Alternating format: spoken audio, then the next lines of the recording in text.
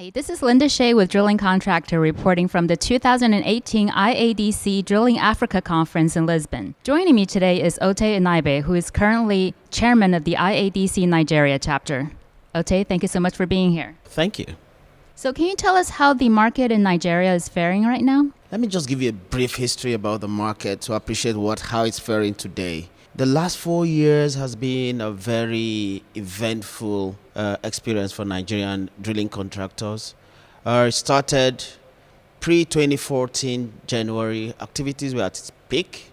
The oil price was over 100, about 108 to be more specific. Activities in Nigeria in terms of rig count was close to 50, about 48 to be exact. And there we saw 11 deep offshore rigs working, 7 jackup rigs, about 20 land rigs, and you can say 8 swamp barge drilling rigs. Very active, it's peak ever in country, lots of investment pouring in. But come January 2014, the activity began to drop because the oil price started going down from 108. It dropped to probably around 80. People were still a little bit skeptical over a period of 1 year. The market did not react immediately because the market thought it was going to be steady at some point in time. The oil price continued to slip downwards into 2016, where it went at its lowest at about less than $30 a barrel.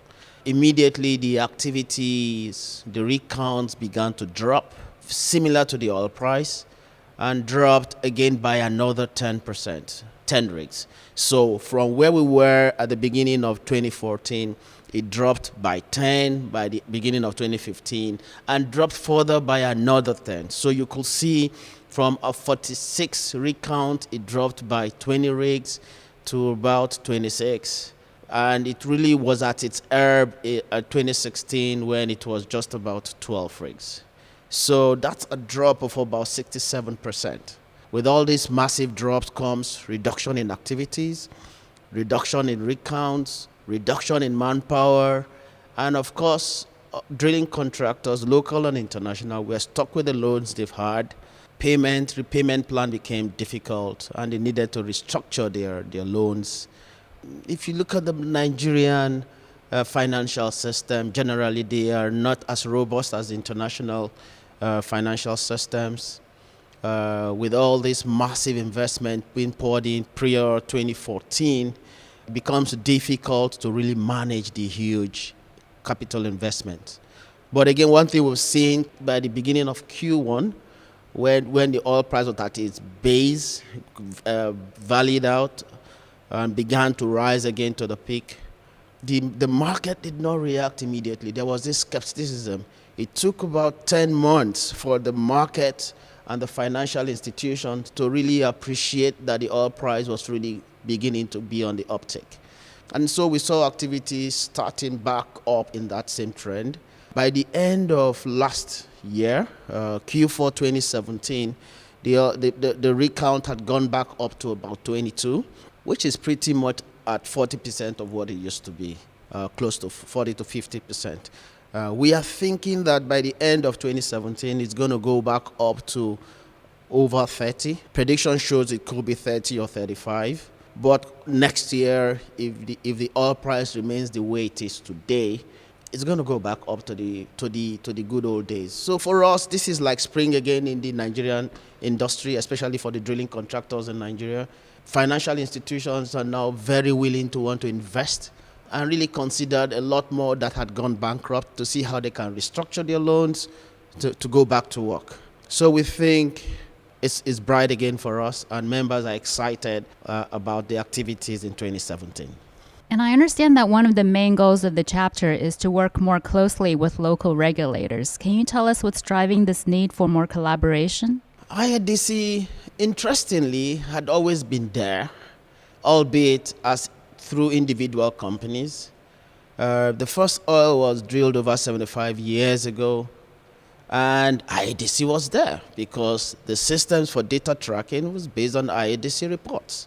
But again, you see, the regulations put in place over the last 50 years or so was actually driven originally by oil production and oil exploration. And so the act was based on how to regulate operating companies in ensuring that they meet certain standards, professional standards in industries. And the service providers had to align with those regulations put in place. Again, I must give it to the Society of Petroleum Engineers. They also worked with the regulatory authorities to see how they can come up with further regulations to manage the service sector. One thing we as IADC members have realized is that even the set regulations in place are skewed towards manufacturing of early production facilities, construction, and less on the professional service like rig operations, completions, specialized equipment, you run downhole and uphole. A little bit more needs to be done in that aspect. So what we've done in IADC in the last 2 years is to come up with a strategy of educating government regulatory bodies like the DPR, Department of Petroleum Resources, on how we can add value to the existing regulations. Things like helping them manage the rig counts in Nigeria. This looks like a very simple thing. Few rigs working in Nigeria, it's easy to say you can manage that, but we are working with them to see how else we can help populate that on their behalf, because we are the drilling contractors. We know when our rigs are working and when they are not.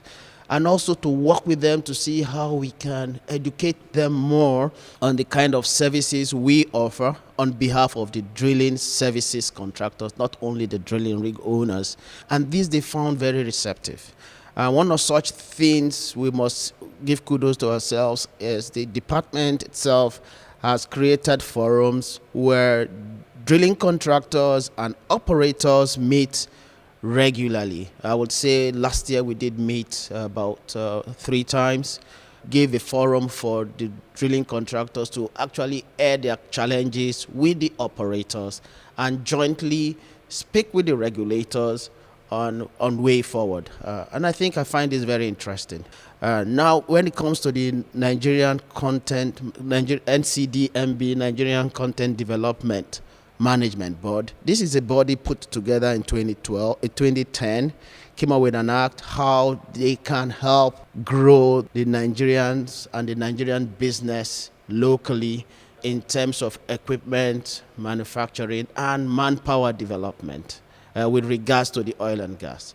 They came up with a robust act. This act has been excellent. It has really grown the manpower.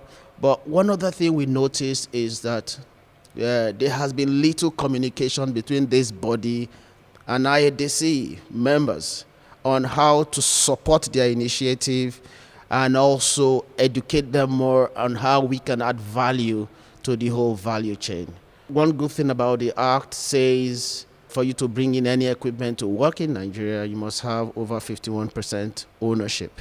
That is initially a challenge for the rig business, but meeting that first and ensuring that we work with the other lower percent, 49% owners, to make sure that we all add value to the economy is very critical.